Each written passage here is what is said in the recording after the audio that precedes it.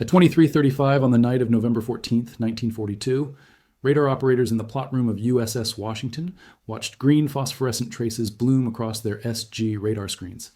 The traces represented Japanese warships approaching through the darkness. Ships commanded by Vice Admiral Nobutake Kondo, whose bombardment force would reach firing range in less than 30 minutes. The officer commanding the American task force was Rear Admiral Willis Augustus Lee, 54 years old, Olympic shooting champion, and the United States Navy's foremost expert on radar. Lee had spent the past 2 years fighting an uphill battle to convince senior officers that radar could revolutionize naval warfare. Most admirals didn't trust the technology. They considered it unreliable, too new, too complicated for decisive combat operations. They preferred searchlights and visual identification, the methods naval battles had been fought with for 3 centuries. But Lee understood something those traditional admirals failed to grasp. The Japanese had no functional fire control radar. Their ships relied entirely on optical rangefinders and the exceptional night vision of their lookouts, refined through years of training. In darkness, Japanese naval gunners could only engage targets they could physically see. American ships equipped with radar could detect, track, and fire on targets that remained completely invisible to the naked eye. That technological advantage was about to decide the battle for Guadalcanal. The stakes could not have been higher. For 3 months, American Marines had been clinging to a precarious foothold on Guadalcanal, a steamy tropical island most Americans had never heard of before. August 1942. The Marines had landed on August 7th, seizing a partially completed Japanese airfield that intelligence had discovered through aerial reconnaissance. That airfield, renamed Henderson Field after a Marine aviator killed at Midway, had become the focal point of one of the most brutal campaigns in military history. Control of Henderson Field meant control of the airspace around Guadalcanal. Control of that airspace meant control of the sea approaches. Control of the sea approaches meant the ability to reinforce and supply ground forces. The Japanese understood this equation perfectly. They'd been attempting to destroy Henderson Field for months, sending bombers from Rabaul during daylight and warships to bombard the field at night. American forces had been defending the field desperately, flying patched-together aircraft against overwhelming odds, rationing ammunition, burying their dead in the tropical heat. The campaign had already cost thousands of lives on both sides. Naval battles around the island had been particularly savage. The waters north of Guadalcanal had earned the grim nickname Iron Bottom Sound, named for the dozens of ships resting on the seafloor after being sunk in night battles. American cruisers, Vincennes, Quincy, Astoria, and others had gone down in August during the Battle of Savo Island. More ships had been lost in October and early November. Bodies floated in the water. Oil slicks miles long marked where ships had burned and sunk. The smell of death hung over the entire area. Admiral Lee's mission was to prevent the Japanese from adding Henderson Field to the list of destroyed targets, but only if the radar operators executed their jobs flawlessly. Only if Admiral Lee could trust electronic machines over his own instincts and experience. Only if his crew could read patterns on glowing screens and translate them into accurate firing solutions fast enough to save 1,200 American sailors from being obliterated by Japanese shells. Washington's radar operators had been training intensively since the ship entered the Pacific Theater in September 1942, arriving at Tonga on September 14th. The SG surface search radar equipment was so new that formal Navy training programs were still being developed and refined. The first SG radars had only gone to sea in April 1942, just 7 months earlier. Production models were being installed on ships as fast as Raytheon and other contractors could manufacture them. Operators learned by studying technical manuals written by engineers who'd never been to sea, and by practicing during convoy escort missions protecting Marine reinforcements bound for Guadalcanal. The SG radar represented a revolutionary leap forward in naval technology. It operated on 10-centimeter microwaves, part of what engineers called S-band, at frequencies around 3 gigahertz. This was far more precise than the older CXAM air search system mounted on Washington's mainmast, which used wavelengths measuring 1.5 meters. The longer wavelength CXAM was excellent for detecting aircraft at long range, but produced fuzzy, imprecise returns from surface targets. The SG's shorter wavelength produced sharp, distinct returns that could resolve individual ships. Under ideal conditions, with calm seas and clear weather, the SG could detect large surface targets like battleships at 18,000 yards, more than 10 miles.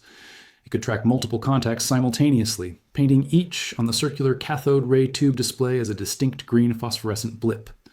Most importantly, it could see through total darkness and heavy rain, conditions that rendered Japanese optical equipment nearly useless. Japanese lookouts might have exceptional night vision, carefully cultivated through training and diet, rich in vitamin A, but human eyes couldn't penetrate total darkness or see through rain squalls. Radar could. Lee understood the technology because he'd invested years studying it. Back in 1939, when most flag officers thought radar was experimental equipment with no combat value, Lee had championed its development. He'd read technical papers from the Naval Research Laboratory.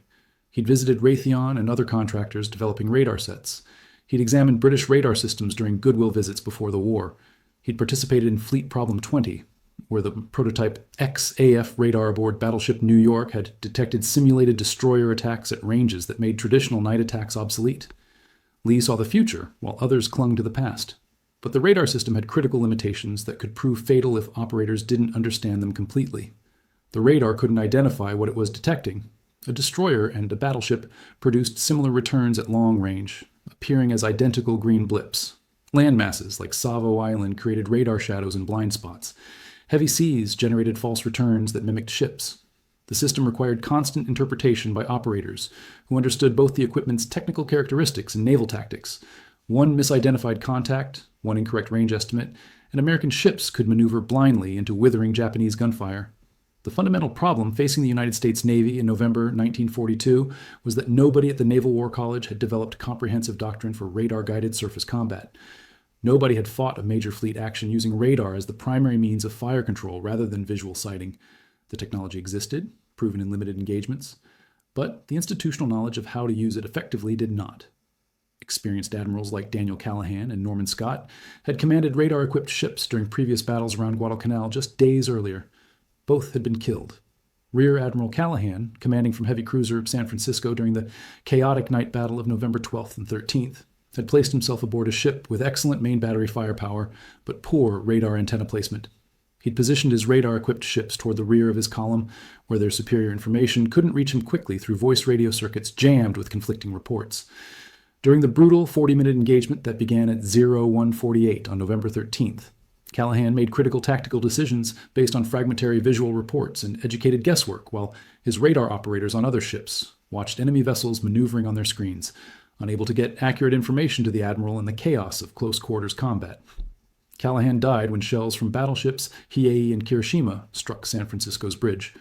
He was posthumously awarded the Medal of Honor. Rear Admiral Norman Scott had performed slightly better at the Battle of Cape Esperance on October 11th and 12th. His task force included ships equipped with the new SG radar. His crews detected the approaching Japanese force first, gaining precious tactical advantage. But Scott hadn't fully trusted the radar. Contacts his operators reported. He'd hesitated, waited for visual confirmation, lost critical seconds. The resulting battle devolved into a confused melee at close range, decided more by fortune and Japanese mistakes than by systematic use of American technological superiority. Scott was killed on November 13th, when a shell struck Atlanta's bridge during the same battle that killed Callahan. He was also posthumously awarded the Medal of Honor. Both admirals demonstrated exceptional personal courage. Both died leading from exposed positions. Their deaths proved a harsh lesson that courage without knowledge was insufficient. Possessing radar meant nothing if commanders didn't understand how to exploit it. And in November 1942, almost nobody in the United States Navy fully comprehended how to integrate radar into surface combat doctrine, except Willis Lee. Lee had been advocating forcefully for radar integration since 1940, serving as director of fleet training.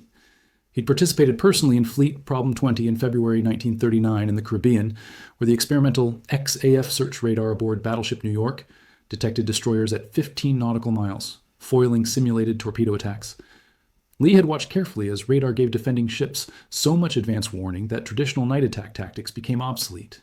He'd studied fire control theory extensively, mastering ballistics, trajectory mathematics, and electronic systems.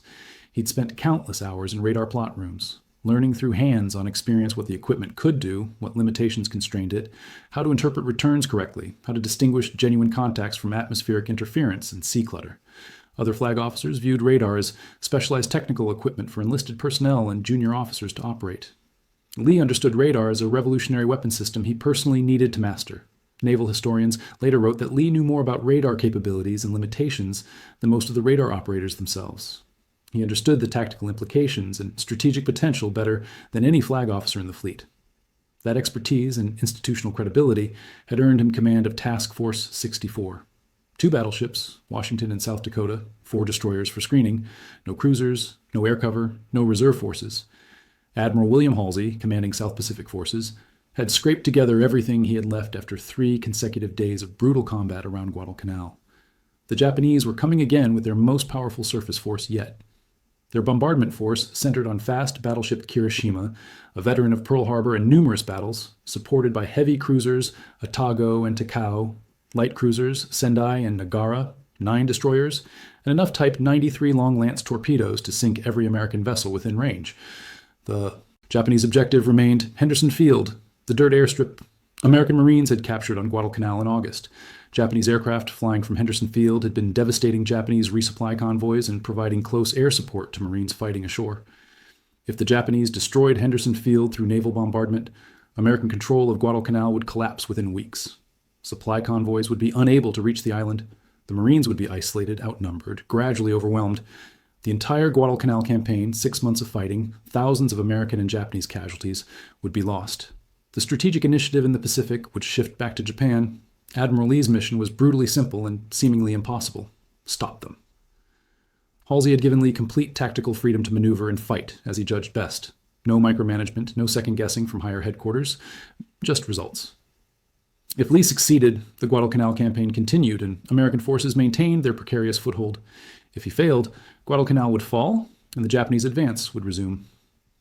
At 22:30 hours on November 14th, Washington's SG radar detected contacts bearing north-northwest at range 18,000 yards. The radar plot identified 2 columns of ships making 21 knots toward Savo Sound, approaching on schedule with Japanese operational patterns. The information reached Admiral Lee on Washington's bridge within seconds through a communication system Lee had personally redesigned. Standard naval practice dictated that radar operators reported contacts to a talker who relayed information to the bridge watch officer, who informed the admiral, who issued orders back down the chain of command.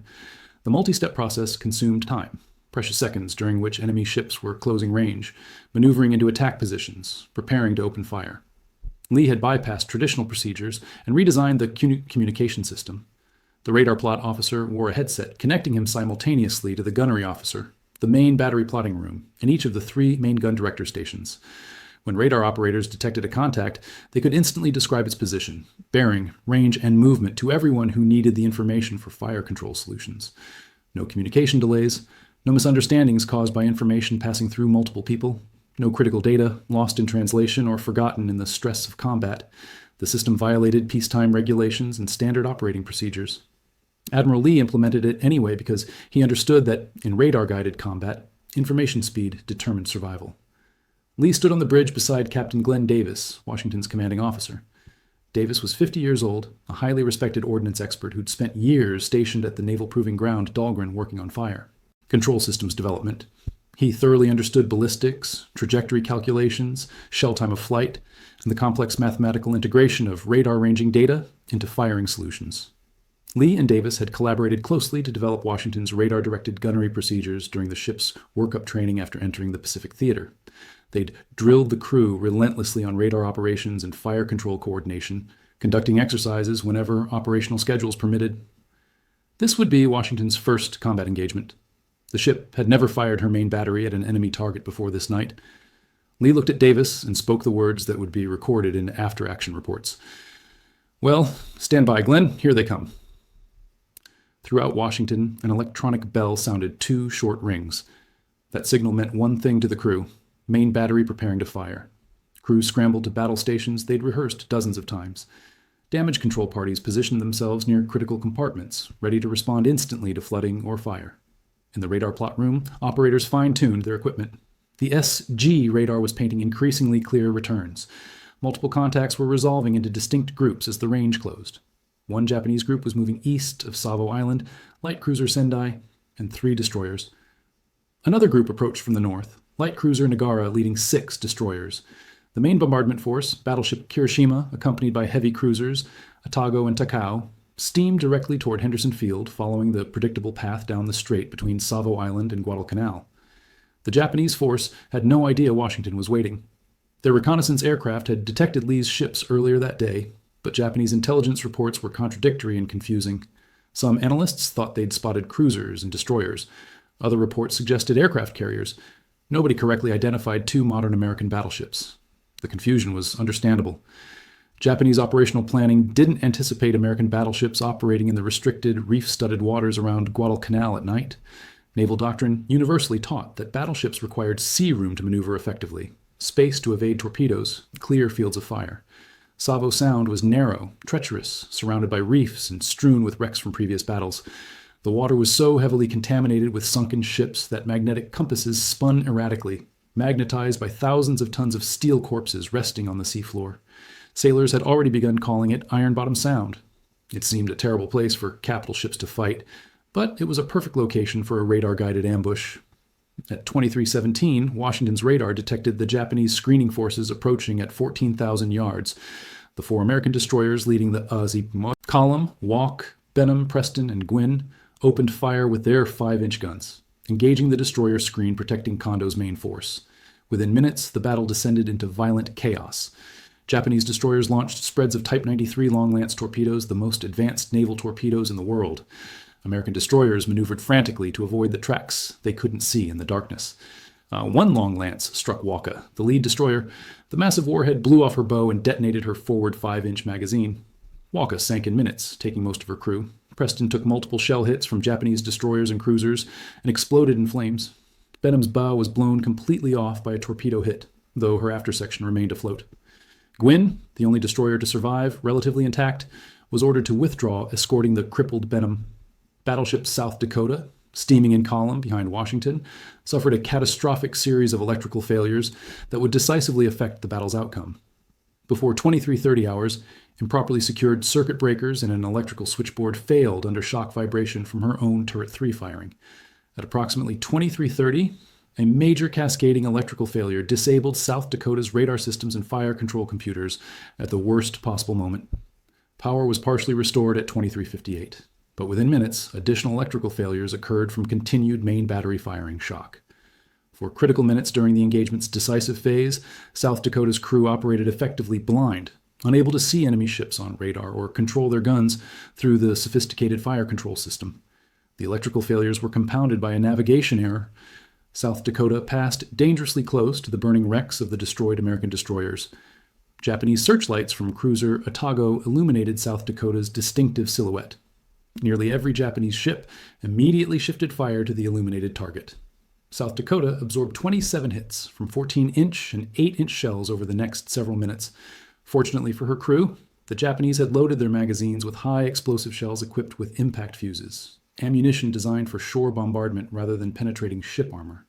The shells devastated South Dakota's superstructure, knocked out radar antennas, wrecked fire control systems, shredded communications equipment, and killed 39 crew members. But the high explosive shells failed to penetrate South Dakota's main armor belt protecting the ship's vitals.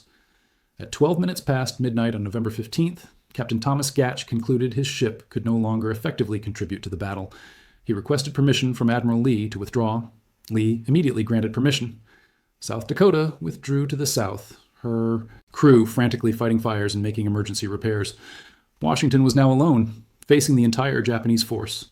Historians would later describe her as a one-ship task force. Lee maneuvered Washington carefully, keeping his ship on the disengaged side of the flaming destroyer wrecks, using the fires as a screen while South Dakota inadvertently drew Japanese attention. The Japanese, fixated on pounding the illuminated South Dakota, failed to detect Washington lurking in the darkness. Washington's radar operators tracked every Japanese ship with precision. At approximately midnight, Washington's SG radar showed Kirishima at range 8,400 yards, point-blank range for 16-inch guns. Effective range for Washington's fire control system was measured in tens of thousands of yards. At 8,400 yards, Washington could hardly miss. Captain Davis received radar tracking data and issued the order. All main battery directors acquired targets based purely on radar bearings. The Mark III fire control radar-fed range and bearing data directly into the analog fire control computers in the plotting rooms deep inside Washington's armored hull. The computers automatically calculated trajectory, adjusted for ship motion and target movement, compensated for wind and air density, computed shell time of flight. 9 16-inch guns and 3 triple turrets trained smoothly toward targets the gun crews couldn't see with their eyes. Everything was happening based entirely on information from radar screens and calculating machines. No visual confirmation, no searchlights to betray Washington's position, no way to verify the targets actually existed except to fire and observe the results. At precisely midnight on November 15th, Washington opened fire. The night erupted in blinding flame. 9 16-inch shells, each weighing 2,700 pounds, left the barrels at 2,600 feet per second. The muzzle blast was so violent that the concussion knocked sailors off their feet on the main deck. The shells arced through the darkness toward Japanese battleship Kirishima, invisible at 8,400 yards, tracked exclusively by radar. Flight time was approximately 7 seconds. Multiple shells struck Kirishima's forward section. Her bridge area exploded. Forward 14-inch gun turrets went silent, their crews killed or stunned. Armor-piercing shells penetrated her deck armor and plunged deep into the ship before exploding. The forward 14-inch magazines immediately flooded to prevent catastrophic detonation. Hydraulic systems powering the rear turrets failed. Steering machinery was wrecked, forcing Kirishima into a slow, uncontrolled circle to port. Fires erupted throughout her superstructure. Washington fired 75 rounds of 16-inch armor-piercing ammunition in 7 minutes of sustained fire. Sources differ on exact hit count. American observers estimated 9 hits based on splash observations, but many shells struck short of Kirishima and continued underwater on flat trajectories, slamming into the hull below the waterline, where observers couldn't see the impacts. Japanese damage control documentation compiled by Lieutenant Commander Shiro Hayashi recorded 20 major caliber hits. When marine archaeologist Dr. Robert Ballard discovered Kirishima's wreck in 1992 using deep-sea submersibles, the physical evidence confirmed approximately 20 16-inch shell hits. Washington's rapid-firing secondary battery added 107 rounds of 5-inch shells. Approximately 40 of those struck Kirishima's superstructure, shredding her pagoda foremast, destroying fire control stations, killing personnel, starting additional fires that spread uncontrollably. Japanese officers on Kirishima's bridge struggled to understand what was happening. They saw muzzle flashes. They felt the ship shudder from impacts. Damage reports flooded the bridge from every compartment. Magazine flooding, fires in the forward section, steering failure, engine room taking water. But Kirishima's officers couldn't see what was shooting at them. No searchlights illuminated an enemy. No visual sighting could identify the attacking ship's position. The American battleship was firing in complete darkness, using a weapon system the Japanese didn't understand and couldn't counter. Captain Sanji Iwabuchi ordered Kirishima to return fire immediately, but his fire control systems couldn't acquire a target. His optical rangefinders required something visible to measure range against. His lookouts reported muzzle flashes, but couldn't determine accurate range or bearing in the darkness and smoke. His guns fired blindly, hoping for lucky hits. The 14-inch shells passed over Washington's superstructure, missing by narrow margins, but missing nonetheless. The engagement was brutally one-sided. Washington could see Kirishima perfectly on radar. Kirishima couldn't see Washington at all. It resembled fighting a ghost. Every time Japanese gunners thought they'd located the American battleship's position based on muzzle flashes, Washington maneuvered based on radar data showing Japanese gun training direction, staying ahead of their aim. The Japanese were firing high explosive shells with impact fuses, ammunition loaded for the planned shore bombardment of Henderson Field. Against battleship armor, high explosive was far less effective than armor-piercing projectiles. When Japanese shells from Kirishima and the cruisers did hit South Dakota earlier, they failed to penetrate her armored belt. They caused tremendous topside damage, but didn't sink her. Washington's armor-piercing rounds were specifically designed to penetrate heavy ship armor and detonate inside the hull. Many of Washington's shells struck the water short of Kirishima and continued on underwater trajectories, hitting below the waterline where armor was necessarily thinner to reduce weight. Those underwater hits caused catastrophic progressive flooding.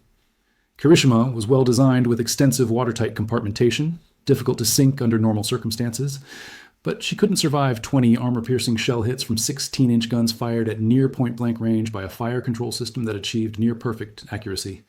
By 12:30 on the morning of November 15th, Kirishima was finished, dead in the water, listing 18 degrees to starboard, fires blazing uncontrollably, magazines flooded, more than 212 crew dead or dying. Captain Iwabuchi had lost all steering control. The ship was circling helplessly. Japanese destroyers Asagumo and Samidare attempted desperately to take Kirishima under tow, but the battleship's damage was too severe. The flooding couldn't be controlled. The list steadily increased. At 03:25 on November 15th, Captain Iwabuchi ordered abandon ship. 1,198 crew members were rescued by Japanese destroyers before Kirishima capsized and sank in Iron Bottom Sound, 7.5 miles northwest of Savo Island, adding her 2,000 tons of steel to the countless wrecks already littering the seafloor. Admiral Kondo's bombardment mission had failed completely. Without Kirishima to provide the heavy gunfire necessary to crater Henderson Field's runway, the operation was pointless. Kondo ordered his remaining ships to withdraw at high speed. Japanese destroyers launched torpedo spreads at Washington to cover the retreat, but all missed. Washington successfully evaded them using radar to track torpedo wakes and calculate evasion courses. Lee chose not to pursue into waters that might contain additional Japanese submarines or surface forces waiting in ambush. The battle was over. Henderson Field was saved. The Marines on Guadalcanal would receive their supplies. What Washington and Lee had accomplished would echo through the remainder of the Pacific War and reshape naval warfare fundamentally.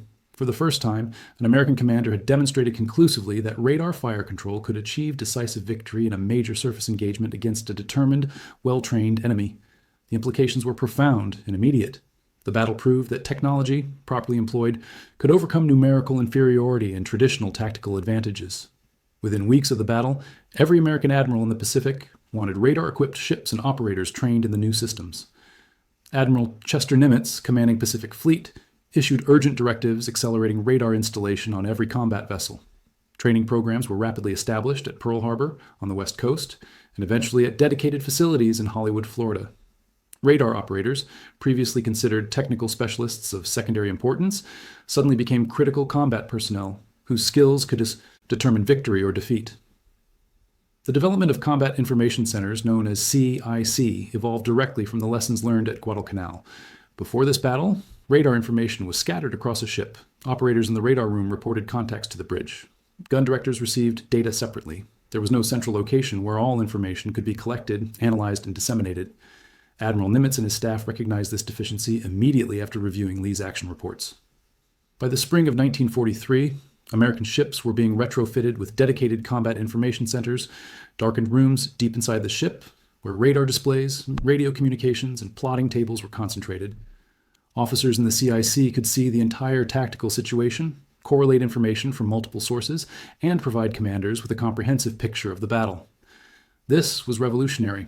For the first time in naval history, a commander could see friendly and enemy forces simultaneously, track their movements, predict their intentions, and issue orders based on complete information rather than fragmentary reports and assumptions. The CIC concept spread throughout the fleet. By 1944, every American warship had a functioning combat information center. Officers trained specifically for CIC duty, learning to interpret radar, coordinate air defense, direct fighter aircraft, and support navigation. The CIC became the nerve center of the ship in combat, as important as the bridge or engine room. This organizational innovation, born from Lee's successful use of radar at Guadalcanal, gave American forces an insurmountable tactical advantage in the Pacific War's later battles. The psychological impact on Japanese forces was equally significant and strategically decisive. For 2 years since Pearl Harbor, Japanese naval forces had dominated night surface combat through superior training, optical equipment, and aggressive tactics, honed through years of preparation. Their lookouts, selected for exceptional eyesight and trained extensively in night vision techniques, could spot American ships first in the darkness. Their Type 93 long lance torpedoes, oxygen-powered and weightless, could sink targets from ranges exceeding 20,000 yards, far beyond what American torpedoes could reach. Their tactics emphasized aggressive offensive action, closing rapidly with the enemy, and exploiting their advantages in maneuverability and firepower. This tactical doctrine had resulted in victory after victory. The Battle of Savo Island in August had been a devastating defeat for American forces, with 4 heavy cruisers sunk in less than an hour. The Battle of Cape Esperance had been inconclusive. The First Naval Battle of Guadalcanal had been savage and costly for both sides. None of the traditional Japanese advantages mattered against radar-directed fire control. Admiral Kondo filed detailed, thoughtful after-action reports immediately after withdrawing from Guadalcanal. Japanese staff officers interviewed survivors from Kirishima. The reports painted a disturbing picture for Japanese Naval Command. American ships had somehow detected Kondo's force and opened accurate fire before Japanese lookouts saw anything. American shells landed with uncanny precision despite complete darkness and smoke obscuring the battlefield. Japanese evasive maneuvers, which had successfully frustrated American gunnery in previous battles, didn't help when the enemy could apparently track ship movements invisibly through the night. Kondo correctly concluded that the Americans possessed some kind of technological advantage that effectively negated years of Japanese tactical development and training. His reports used careful, precise language to describe what appeared to be American ships firing blindly into darkness yet achieving accurate hits. Kondo was an experienced, intelligent officer. He knew his ships hadn't been defeated by superior American seamanship or tactics. Something else was at work, something he couldn't identify specifically, but recognized as a fundamental game changer. Japanese naval intelligence worked frantically to understand what had happened. They collected fragmentary reports about American radar from various sources. Some intelligence came from captured documents aboard damaged American ships. More information came from interrogations of American prisoners, though most prisoners knew only that their ships had radar, not technical details about how it worked.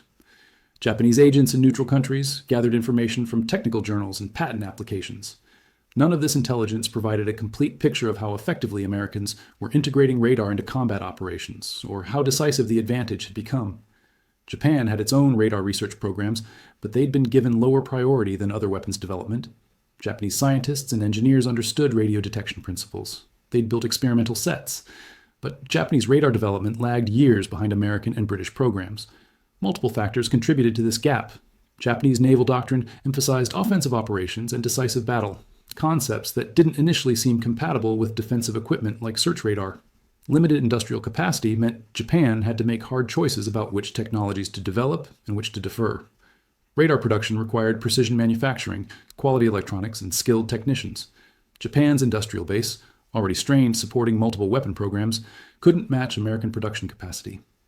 By the time Japanese ships finally received functional fire control radar late in the war, starting in 1944, the strategic situation had already turned decisively against them. American industrial production had reached overwhelming levels.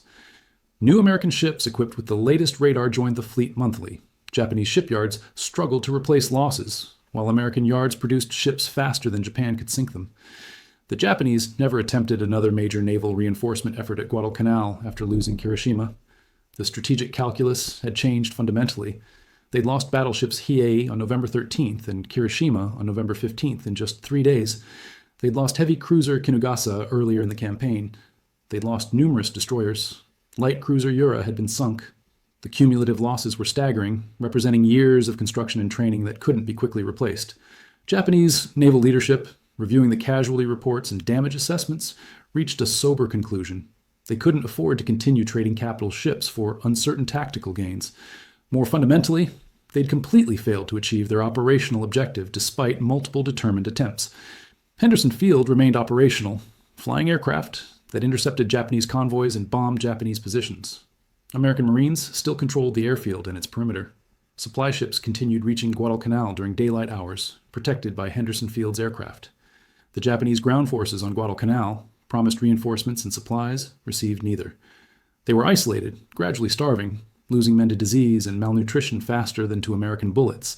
Japanese naval commanders had learned through painful experience that American radar made night surface combat catastrophically dangerous. The traditional Japanese tactical advantages, cultivated through years of training, no longer guaranteed victory.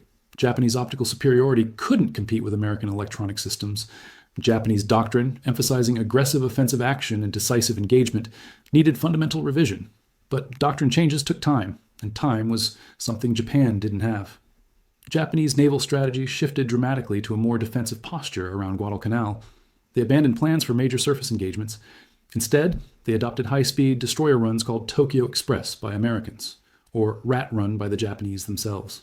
Fast destroyer squadrons would race down from Rabaul under cover of darkness, approach Guadalcanal at maximum speed, throw supplies overboard in sealed drums that would drift ashore, then withdraw before dawn when Henderson Field's aircraft could strike them. These runs delivered minimal supplies, nowhere near enough to sustain the 17,000 Japanese soldiers still fighting on the island, but destroyer runs were all Japan could afford after losing Hiei and Kirishima. The campaign ground on through December and into January 1943. Japanese soldiers on Guadalcanal fought with extraordinary courage under increasingly hopeless conditions. They were starving. Disease ravaged their ranks. Malaria, dysentery, and tropical infections killed thousands. Medical supplies ran out. Food supplies dwindled to nothing. Soldiers foraged in the jungle, eating roots, leaves, anything remotely edible. Some units resorted to cannibalism in desperation. American Marines, also suffering from disease and exhaustion but adequately supplied through Henderson Field, gradually expanded their perimeter and pushed Japanese forces back. In late January and early February 1943, Japan executed a skillful evacuation operation that rescued approximately 11,000 soldiers from Guadalcanal's beaches using destroyer runs. The evacuation succeeded because American commanders initially didn't recognize it as an evacuation, mistaking it for another reinforcement attempt. But the evacuation's success didn't change the strategic reality. Japan had been decisively defeated. They'd lost 24,000 soldiers killed on Guadalcanal, most from starvation and disease. They'd lost dozens of aircraft. Most critically, they'd lost 2 battleships, several cruisers, and numerous destroyers in naval battles around the island. American losses, while heavy, were replaceable. Japanese losses were not. The campaign was effectively over after Washington sank Kirishima. Marines held Henderson Field. American supply convoys reached the island safely during daylight hours protected by Henderson Field aircraft. Japanese ground forces, isolated and steadily starving, were evacuated in February 1943 in a skillful withdrawal operation that saved lives but conceded total strategic defeat. Japan would never again mount a major offensive in the Pacific. From February 1943 onward, they fought defensive campaigns, trading space for time, hoping for a negotiated settlement that never came. The Naval Battle of Guadalcanal is widely considered the turning point of the Pacific War. Before November 1942, Japan had been advancing across the Pacific. After November 1942, Japan was retreating, never again to regain strategic initiative. The difference wasn't solely ships or aircraft or industrial capacity, though those factors mattered enormously. The decisive factor was the effective integration of radar technology that one side understood and exploited, while the other side didn't. Admiral Lee received the Navy Cross for his actions on November 14th and 15th. The citation specifically noted his superior use of radar and his aggressive tactics despite facing numerically superior Japanese forces. Captain Davis received the Navy Cross as well, recognized for his expert ship handling and fire control coordination under intense combat conditions. The radar operators who made the victory possible received no medals. No individual commendations appeared in official reports. Their names appeared in Washington's crew roster and casualty lists, recording 0 combat deaths, but nowhere else in the official histories written immediately after the war. Admiral Lee continued commanding fast battleships throughout 1943 and 1944. He led shore bombardment missions against Japanese-held islands, preparing the way for marine amphibious assaults. He commanded the battleship screen protecting carrier task forces, whose aircraft struck Japanese positions across the Pacific. He trained new officers joining the fleet on radar tactics and the integration of technology into combat operations. In March 1944, Lee was promoted to Vice Admiral and appointed Commander Battleship's Pacific Fleet, recognizing his expertise and successful combat record. In May 1945, with victory over Japan appearing certain, Lee was sent to the Atlantic to command research on defenses against kamikaze aircraft, Japanese suicide tactics that had inflicted severe casualties on American ships during the Okinawa campaign. On August 25, 1945, just 10 days after Japan surrendered ending World War II, Vice Admiral Willis Augustus Lee suffered a sudden massive heart attack while being ferried in a motor launch to his flagship in Casco Bay, Maine. He collapsed and died before medical assistance could reach him. He was 57 years old. His obituary mentioned his Olympic gold medals in shooting. It mentioned his command during the Naval Battle of Guadalcanal. It mentioned his contributions to naval gunnery and tactics. But it did not emphasize that he'd been the first American admiral to demonstrate conclusively that radar could revolutionize surface warfare, changing naval combat forever. Captain Glenn Davis remained in the Navy after the war ended. He commanded battleship divisions during the post-war period. He served as commandant of the Washington Navy Yard and superintendent of the Naval Gun Factory. He retired as a vice admiral in 1953. After retirement, Davis worked in the civilian shipping industry for years, served on corporate boards, and wrote technical articles about naval gunnery for professional journals. In every article he published, Davis emphasized radar.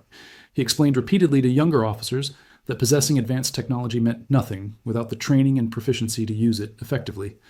He stressed that having equipment wasn't the same as knowing how to exploit it tactically. He insisted that the Navy had won at Guadalcanal because a dedicated group of officers and enlisted men had done the hard, unglamorous work of mastering a revolutionary system, while most of the fleet still didn't trust the technology and waited for official instructions. The radar operators who'd made victory possible mostly returned to civilian life, found jobs, raised families, and rarely discussed their wartime experiences in detail. Radar operation had been considered a technical specialty rather than a combat role deserving of medals and recognition. The glory went to officers who made command decisions, gunners who fired the weapons, and damage control parties who saved damaged ships. Nobody in 1942 gave medals to men who read electronic screens and called out range and bearing numbers, even though those numbers determined whether shells hit or missed, whether ships survived or sank, whether sailors lived or died. The SG radar that Washington's operators used at Guadalcanal eventually ended up in the Smithsonian Institution's collections. It sits in the World War II section, displayed alongside other period naval equipment. The museum placard notes that this radar was used during the Naval Battle of Guadalcanal. It mentions Admiral Lee's decisive victory. It correctly identifies the radar's technical specifications, but the placard does not name the radar operators whose skill and training made that victory possible. Their contribution remains largely invisible to museum visitors and historians alike.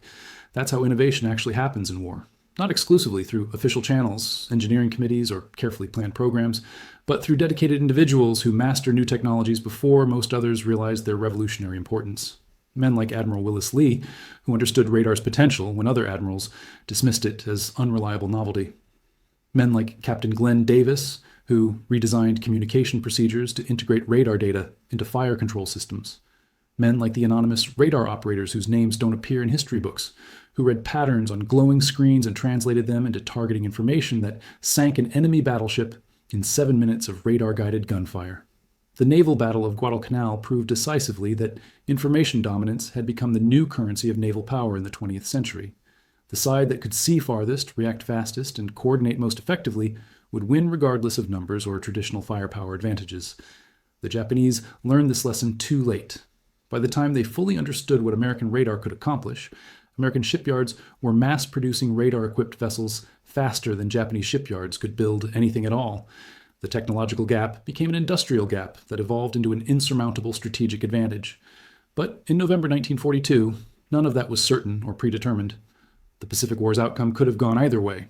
Henderson Field could have been destroyed by Kondo's battleship bombardment. Guadalcanal could have been lost, forcing American withdrawal. The Marines could have been isolated and defeated. The strategic initiative could have shifted back to Japan for years. What prevented that catastrophic outcome wasn't destiny or divine intervention or inevitable industrial superiority. It was 7 minutes of radar-guided naval gunfire executed by skilled officers and enlisted men who'd done the hard, unglamorous work of mastering a revolutionary system that nobody else in the fleet fully trusted or understood. If you found this story as compelling as we did, please take a moment to like this video. It helps us share more forgotten stories from the Second World War. Subscribe to stay connected with these untold histories. Each one matters. Each one deserves to be remembered. And we would love to hear from you. Leave a comment below telling us where you're watching from. Our community spans from Texas to Tasmania. From veterans to history enthusiasts, you are part of something special here. Thank you for watching, and thank you for keeping these stories alive.